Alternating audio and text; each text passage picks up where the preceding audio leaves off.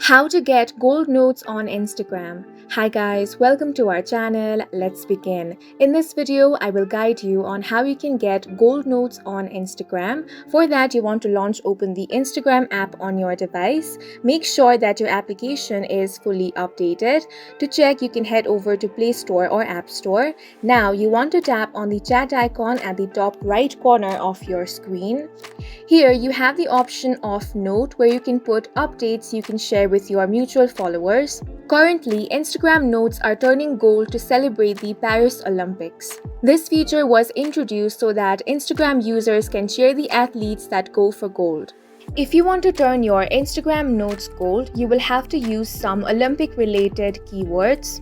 These are the Olympic-related keywords and emojis that will turn your Instagram Notes into gold. Now you can tap on the Note option and type in any of the keywords or emojis, then tap on the Share option. And as you can see, your Instagram Note has turned gold. Now you can use any other Olympic related terms and emojis to turn your Instagram Note into gold. And that's it for this video. If you found it helpful, please make sure to hit the like button and subscribe for more videos like this.